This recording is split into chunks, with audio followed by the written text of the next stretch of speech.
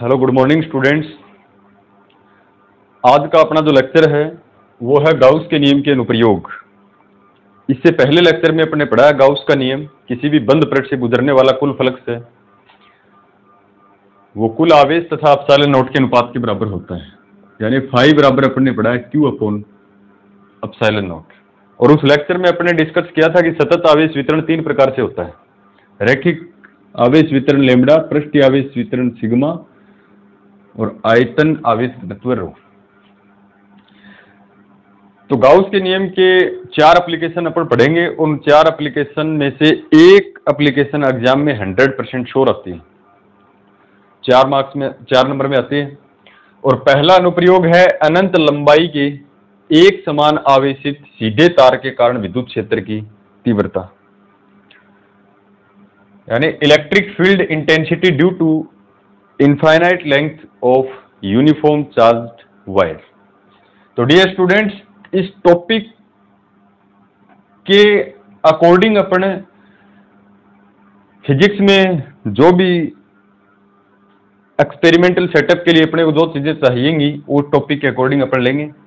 और इसमें अपने को ध्यान रखना है कि विद्युत क्षेत्र की तीव्रता कैलकुलेट करने के साथ साथ विद्युत क्षेत्र की डायरेक्शन, जो एक सदिश राशि है इलेक्ट्रिक फील्ड की इंटेंसिटी, विद्युत क्षेत्र की तीव्रता, उसमें 2 चीजें अपन निकालेंगे। एक तो विद्युत क्षेत्र की दिशा निकालेंगे, direction of the electric field, and दूसरा अपन निकालेंगे विद्युत क्षेत्र का परिमाण। यानी अनंत लंबाई का अपने पास कोई तार है और उसको अपन ने चार्ज कर रखा है यूनिफॉर्म, यानी एक समान आवेशित कर रखा है। एक समान आवेशित का मतलब है कि या तो इससे प्लस प्लस से निर्मित है या फिर माइनस माइनस आवेश इसको दे रखा है अपन ने। तो उसकी वजह से अपन विद्युत क्षेत्र का परिमाण निकालेंगे और विद्युत क्षेत्र की दिशा निकालेंगे। तो सबसे पहले अपन लिखते हैं कि अनंत लंबाई का एक तार। तो सबसे पहले अपन मान लेंगे कि माना ये अपने पास कोई अनंत लंबाई का तार है, इसकी लंबाई है वो अपन मेजर नहीं कर सकते, अनंत लंबाई है, और इसका नाम है AB। माना AB एक अनंत लंबाई का सीधा तार है, इसे एक समान रूप से आवेशित किया गया है, एक समान आवेशित किया गया है, यानी पॉजिटिव पॉजिटिव चार्ज अपन ने दे दिया इसको। आप नेगेटिव नेगेटिव भी दे सकते हो। एक समान आवेश से निर्मित है और अपन ने पढ़ा है कि आवेश है वो सतत रूप से वितरित होगा इसमें। तो ये कोई वायर है, इसको अपन ने आवेश चार्ज किया तो वो समान रूप से इसमें फैल गया। AB अनंत लंबाई का एक तार है जिसे एक समान रूप से आवेशित किया गया है। तो सबसे पहले अपन निकालेंगे कि विद्युत क्षेत्र, अपने को पता है कि किसी भी वायर को आवेश देते हैं तो आवेश के चारों ओर एक विद्युत क्षेत्र उत्पन्न होता है। इस वायर को अपने चार्ज किया तो इसके चारों ओर एक विद्युत क्षेत्र उत्पन्न हो गया। उस विद्युत क्षेत्र की दिशा क्या होगी, तो वो अपन निकाल रहे हैं सबसे पहले विद्युत क्षेत्र की दिशा। तो डियर स्टूडेंट्स, सबसे पहले अपन मान लेते हैं कि तार के केंद्र O से कुछ दूरी पर, ये दूरी R ले लेता हूं मैं, कुछ दूरी पर एक प्रेक्षण बिंदु P है, प्रैक्टिकल पॉइंट है अपने पास P। यानी तार के केंद्र O से R दूरी पर एक प्रेक्षण बिंदु P है और इस प्रेक्षण बिंदु P पर विद्युत क्षेत्र की दिशा ज्ञात करनी है, क्योंकि अपन ने इस वायर को आवेश दिया और इस आवेश के कारण इसमें विद्युत क्षेत्र उत्पन्न हुआ। उस विद्युत क्षेत्र की दिशा क्या होगी, तो अपन ने कोई पॉइंट चूज कर लिया इसके केंद्र से R दूरी पर, जिस पर अपने को विद्युत क्षेत्र की जो डायरेक्शन है वो निकालनी है। तो सबसे पहले अपन क्या करते हैं डियर स्टूडेंट्स, यहां पर तार पर 2 अल्पांश लेते हैं। अल्पांश का मीनिंग ये हुआ कि इसको अपन ने जो आवेश दे रखा है Q, इसकी एकांक लंबाई में आवेश है वो लैम्ब्डा है। एकांक लंबाई में उपस्थित आवेश जो होता है वो रैखिक आवेश घनत्व कहलाता है। तार एक रेखा के रूप में है, इसलिए यहां पर तीनों घनत्वों में से रैखिक आवेश घनत्व होगा। तो इसके छोटे से भाग में जो आवेश है वो लैम्ब्डा होगा, ध्यान रखना है, और संपूर्ण तार में जो आवेश है वो Q होगा। इकाई लंबाई में आवेश की मात्रा लैम्ब्डा है। तो डियर स्टूडेंट्स, एक अल्पांश मैंने यहां लिया, तार का छोटा टुकड़ा, अल्पांश का मतलब तार का एक छोटा सा पार्ट, और एक अल्पांश यहां लिया। पूरे तार की लंबाई अनंत है, इसलिए पूरे तार के कारण अपन विद्युत क्षेत्र की दिशा एक साथ नहीं निकाल सकते। तो इसके छोटे छोटे अपन टुकड़े करते हैं। इनमें से ये टुकड़े अपन ने ले लिए जो DL लंबाई के हैं। तार की लंबाई L है तो इसके अल्पांश जो टुकड़े होंगे वो DL होंगे। इस डीएल के कारण उत्पन्न विद्युत क्षेत्र इस पॉइंट पर अपन निकालें तो उसकी डायरेक्शन होगी, एल लंबाई के कारण उत्पन्न विद्युत क्षेत्र की तीव्रता ई है, तो डीएल के कारण उत्पन्न विद्युत क्षेत्र की तीव्रता स्टूडेंट्स डीई होगी। तो इसके कारण उत्पन्न विद्युत क्षेत्र की जो दिशा है वो डीई है। इसी प्रकार से अपन निकालें इस अल्पांश के कारण प्रेक्षण बिंदु पी पर विद्युत क्षेत्र की दिशा, वो ये होगी डीई। ये भी डीएल लंबाई का है, ये भी डीएल लंबाई का, दोनों अल्पांश लंबाई है। तो डियर स्टूडेंट्स, यहां का एंगल जो है ये मान लेता हूं मैं अल्फा, तो ये एंगल भी अल्फा होगा। अब इस बिंदु पर विद्युत क्षेत्र की दिशा निकालनी है तो अपन घटकों में विभाजित करेंगे इसको, यानी प्रेक्षण बिंदु P पर विद्युत क्षेत्र की दिशा ज्ञात करने के लिए इस विद्युत क्षेत्र को घटकों में विभाजित किया जाता है। और घटक अपन ने 11वीं क्लास में पढ़े हैं। ये अपने पास कोई सेटअप है, यहां से कोई पार्टिकल चला मूल बिंदु से, r दूरी पर कोई पार्टिकल है अपने पास P, तो इसका ये एंगल थीटा है, ये 90 माइनस थीटा है। तो इसका ये जो घटक होगा ये क्षैतिज घटक होगा, ये होगा ऊर्ध्वाधर घटक, ये हॉरिजॉन्टल होगा, ये वर्टिकल होगा। तो इसका जो क्षैतिज घटक आएगा ये तो होता है dear students r cos theta, और ऊर्ध्वाधर घटक जो होता है वो होता है r साइन थीटा।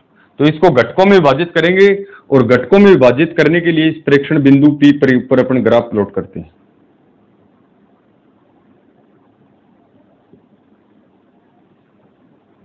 इस प्रकार से अपन ग्राफ बनाते हैं, और इसका ये जो होगा मूल बिंदु होगा, ये जो कोण है ये अल्फा मान लेता हूं मैं, तो ये कोण भी अल्फा होगा, ये कोण भी अल्फा होगा, और ये कोण भी अल्फा होगा।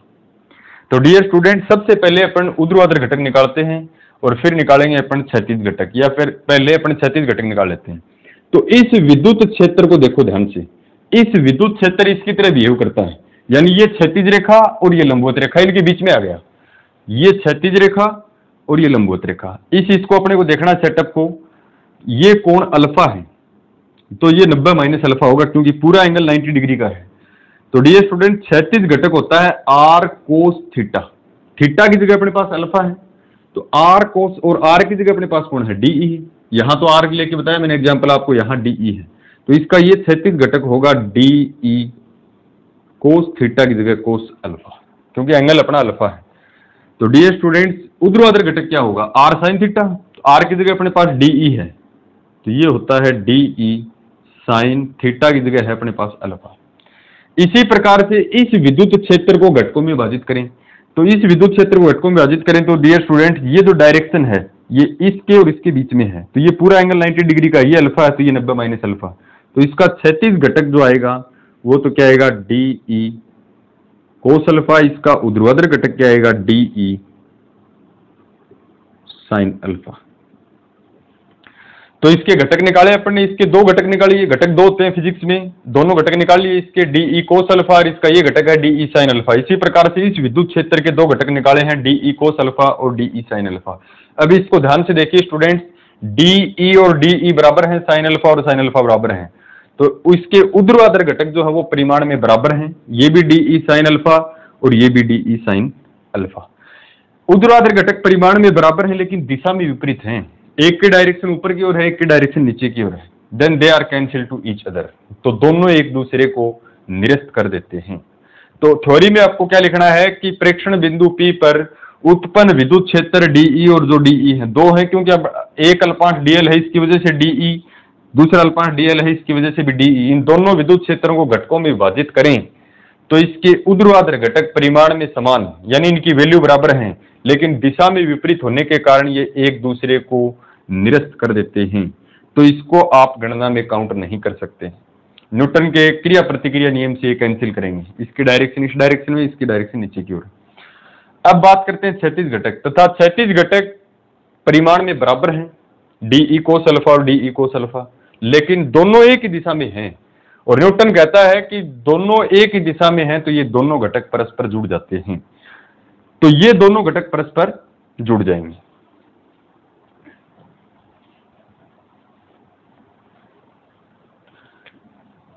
तो दोनों घटक परस्पर जुड़ जाएंगे तो विद्युत क्षेत्र जो होगा अपने पास डीई बराबर क्या होगा d E cos alpha plus d E cos alpha, दोनों घटक जुड़ जाते हैं। अब डियर स्टूडेंट्स, विद्युत क्षेत्र की डायरेक्शन एक अल्पांश के कारण ये है, एक अल्पांश के कारण ये है। इनको घटकों में विभाजित किया तो इसके ऊर्ध्वाधर घटक कैंसिल हो गए, 36 घटक बचा, और 36 घटक की डायरेक्शन है इस तार, जैसे इस प्रकार से है तो इस तार की इस साइड में। तो अपने को यहाँ क्या मिला कि इस तार को जब अपन ने आवेशित किया तो इस आवेश ने इसके चारों ओर विद्युत क्षेत्र उत्पन्न किया। उस विद्युत क्षेत्र की दिशा तार के लंबवत बाहर की ओर होगी। यदि ऐसी होती तो तार के लंबवत अंदर की ओर होती, और ये है तार के कारण उत्पन्न विद्युत क्षेत्र की जो दिशा है वो तार के लंबवत बाहर की ओर होगी। तो एग्जाम में आपको लिखना है कि अनंत लंबाई के एक समान आवेशित तार के कारण बिंदु P पर उत्पन्न विद्युत क्षेत्र की दिशा तार के लंबवत बाहर की ओर होगी, क्योंकि ऊपर नीचे वाले घटक कैंसिल। अब बात करते हैं अपन विद्युत क्षेत्र का परिमाण। विद्युत क्षेत्र का परिमाण,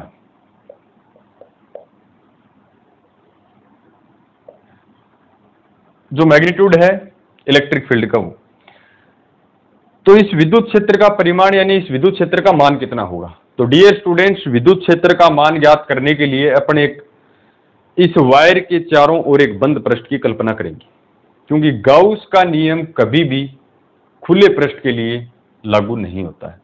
तो गाउस के नियम का अपन अनुप्रयोग पढ़ रहे हैं और तार के कारण उत्पन्न विद्युत क्षेत्र का मान ज्ञात कर रहे हैं।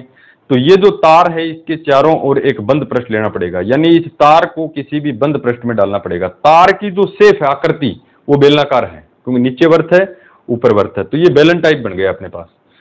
तो विद्युत क्षेत्र का मान ज्ञात करने के लिए इस तार को एक बेलनाकार पृष्ठ में बंद करते हैं अपन। ये अपने पास कोई बेलन है,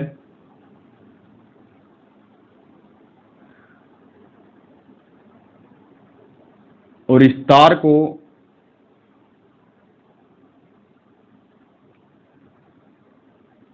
ये तार है अपना AB, इसको अपने एक समान रूप से आवेशित किया था,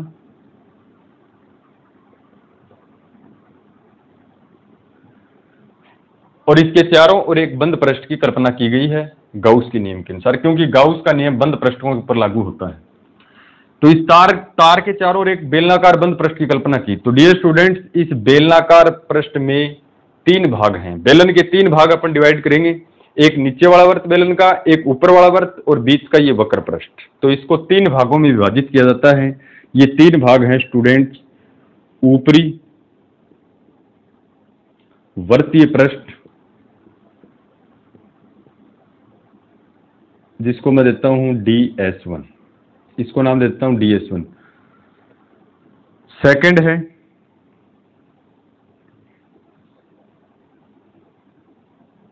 नीचे का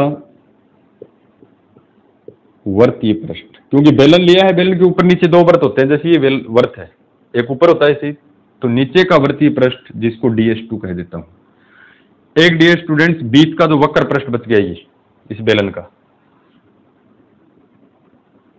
वक्रीय पृष्ठ DS3। तो DS1 ऊपर वाला वर्त, DS2 नीचे वाला वर्त, और बीच का जो पृष्ठ बच गया ये DS3। इसको 3 भागों में अपन ने डिवाइड कर लिया। तो डियर स्टूडेंट्स, ऊपर वाले वर्त की दिशा क्या होगी, नीचे वाले वर्त की दिशा क्या होगी, और वक्र पृष्ठ की डायरेक्शन क्या होगी। तो अपने को पता है किसी भी आकृति की जो दिशा होती है वो उस पृष्ठ के लंबवत होती है। जैसे मैं बात करूं इस बोर्ड की जो डायरेक्शन क्या है, तो इसके लंबवत बाहर की ओर है। किसी भी आकृति की जो डायरेक्शन है उसके पृष्ठ के लंबवत बाहर की ओर होती है। तो ये जो ऊपर वर्त है, जैसे इस प्रकार का वर्त है, जैसे बेलन है, इसके ऊपर जो वर्त है DS1, उसकी डायरेक्शन ऊपर की ओर होगी। तो ये जो डायरेक्शन है ये होगी ऊपर की ओर DS1। नीचे वाले वर्त की जो डायरेक्शन इसके पृष्ठ के लंबवत नीचे की ओर, तो ये डायरेक्शन जो होगी वो DS2 की। ये बीच में वक्र पृष्ठ है, यहां लेोगे तो इसकी डायरेक्शन ये है, यहां लेोगे तो इसकी डायरेक्शन ये, यहां लेोगे तो इसकी डायरेक्शन ये। तो मैं इस पॉइंट के ऊपर बात करूं तो DS3 की डायरेक्शन है ये होगी। और इस डायरेक्शन में एक और है अपने पास विद्युत क्षेत्र की दिशा, जो अभी अपन ने निकाली है। किसी भी तार के कारण उत्पन्न विद्युत क्षेत्र की दिशा तार के लंबवत बाहर की ओर होगी। इसी डायरेक्शन में तो विद्युत क्षेत्र आया अपना, इसी डायरेक्शन में ये जो DS3 है वक्र पृष्ठ, इसकी डायरेक्शन। तो डियर स्टूडेंट्स, अब अपन फ्लक्स निकालेंगे। तो फ्लक्स निकालने के 2 तरीके हैं अपने पास। एक तो बाय यूजिंग फॉर्मूला, विद्युत फ्लक्स की जो डेफिनेशन है वो क्या कहती है कि विद्युत क्षेत्र E और बंद पृष्ठ जो ds है उसका अदिश गुणनफल, यानी बंद पृष्ठ का समाकलन E डॉट ds बराबर, और दूसरा गाउस के नियम से फाई बराबर फ्लक्स क्या होता है, Q अपॉन एप्सिलॉन नॉट। तो सबसे पहले अपन निकालते हैं परिभाषा से।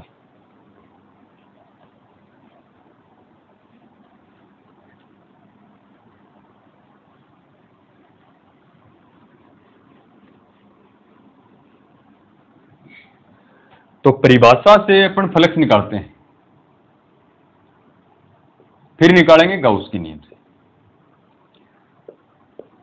बाय डेफिनेशन विद्युत फ्लक्स की जो परिभाषा है ये क्या होती है, फाई बराबर बंद पृष्ठ का समाकलन E डॉट ds।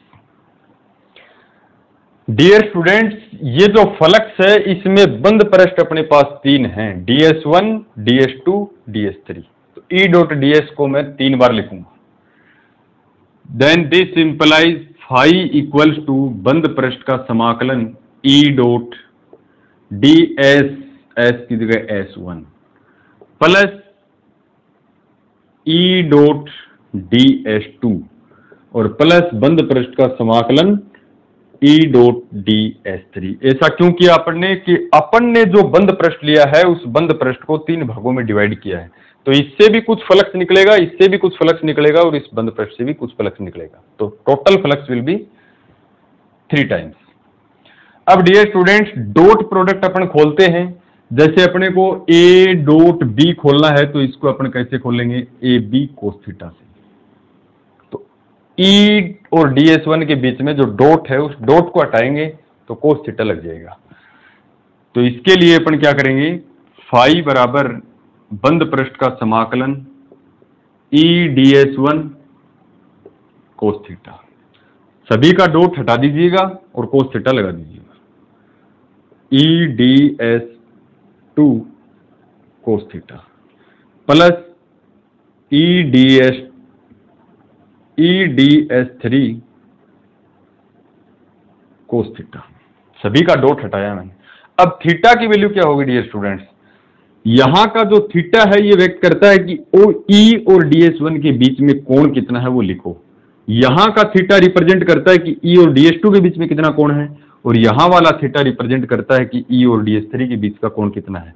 तो उस डायग्राम में अपन देखेंगे सबसे पहले E और ds1 के बीच का कोण है। E डियर स्टूडेंट क्या है, विद्युत क्षेत्र। विद्युत क्षेत्र की दिशा क्या निकाली, तार की वजह से इसके पृष्ठ के लंबवत बाहर की ओर, इस डायरेक्शन में अपन ने निकाल रखी है। तो विद्युत क्षेत्र की दिशा तो ये फिक्स है। अब ds1, ds2 और ds3 इनके डायरेक्शन देखते जाइएगा।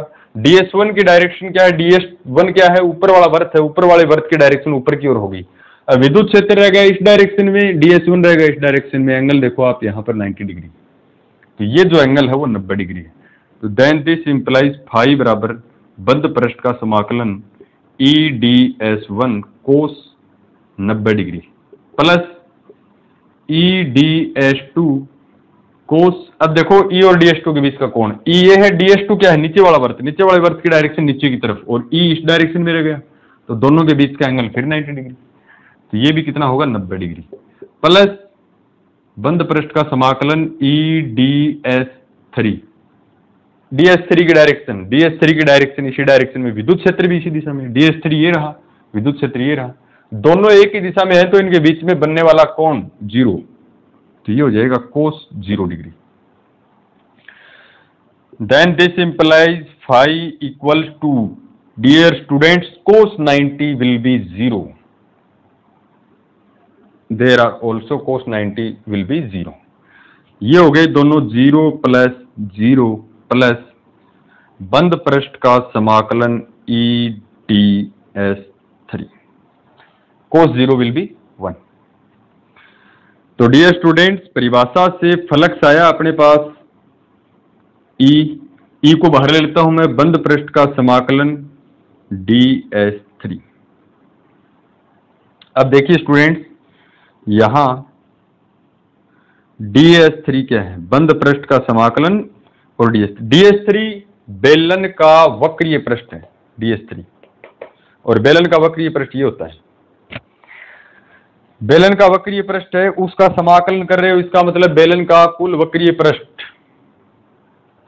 की क्षेत्रफल कितना होगा बेलन का, बेलन की लंबाई L है, यहां बेलन की लंबाई L है, तो बेलन का वक्रीय पृष्ठ होता है 2 pi r h, h is height, तो यहां पर बेलन की जो लंबाई है वो L है, तो 2 पाई r l, तो ds3 जो होगा वो क्या होता है 2 पाई r l, बेलन का वक्रीय पृष्ठ का क्षेत्रफल है। छोटी क्लासेस में पढ़ा है ना, बेलन के वक्रीय पृष्ठ का क्षेत्रफल 2 पाई r h, h की जगह L है, ध्यान रखना है अपने को। अब ये वैल्यू यहां रखें अपन, तो फ्लक्स क्या होगा,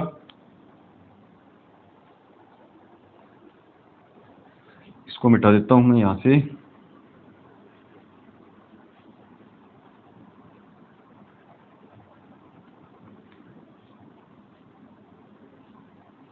अतः फाई बराबर ई ऐसा कैसा, और मल्टीप्लाई में समाकलन ds3 को बेलन का वक्रीय पृष्ठ 2 pi r l, this is equation first. ये तो डियर स्टूडेंट्स अपन ने फ्लक्स निकाला परिभाषा से, एक फ्लक्स अपन निकालेंगे गाउस के नियम से। तो ये रहा गाउस का नियम by the Gauss law. Gauss का नियम क्या कहता है, फाई बराबर q अपॉन एप्सिलॉन नॉट, और बेलन का रैखिक आवेश घनत्व है लेमडा होता है स्टूडेंट्स, और ये अपन क्या जानते हैं कि लेमडा बराबर रैखिक आवेश घनत्व, पिछले लेक्चर में पढ़ा था q अपॉन l, यहां से q कितना आएगा, ये l भाग में गुणा में चला जाएगा, तो q बराबर लेमडा इंटू l, और ये q की वैल्यू यहां रखनी।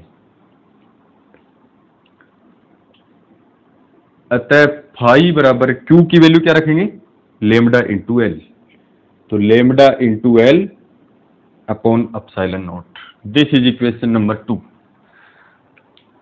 अब फ्लक्स अपन दो तरीके से निकालते हैं, तो परिभाषा से निकाल लिया जो कितना आया है, phi equal to E into 2 pi r l, दूसरा गाउस के नियम से निकाला, फाई बराबर आया अपना lambda l upon epsilon naught, तो है तो दोनों फ्लक्स ही। तो समीकरण 1 व 2 की तुलना करने पर, now comparing equation first and second, समीकरण 1 व 2 की अपन तुलना करें, LHS दोनों के बराबर है क्या, तो दोनों के LHS बराबर हैं। इक्वेशन फर्स्ट और सेकंड के LHS बराबर हैं, तो इसके RHS भी क्या होंगे, बराबर होंगे बाय मैथमेटिकल कैलकुलेशन। तो इक्वेशन 2 और फर्स्ट दोनों के LHS बराबर है, रहेगी बराबर, तो दोनों के LHS हैं वो बराबर है। अब देखो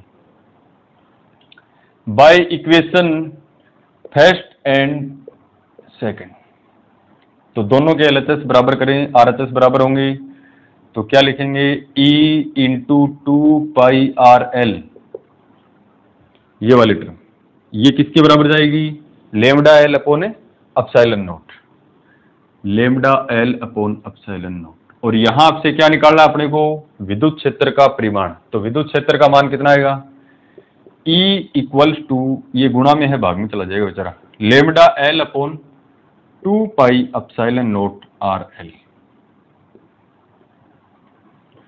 तो गाउस के प्रथम नियम के अनुप्रयोग से, ये गाउस का जो नियम है उसका पहला जो अनुप्रयोग है वो अनंत लंबाई का कोई सीधा तार है, उसके कारण उत्पन्न विद्युत क्षेत्र की तीव्रता अपन ने निकाली, कितनी आई, lambda l upon 2 pi epsilon naught r l, l से l कैंसिल, तो विद्युत क्षेत्र क्या बचेगा, E equals to lambda upon 2 pi epsilon naught r।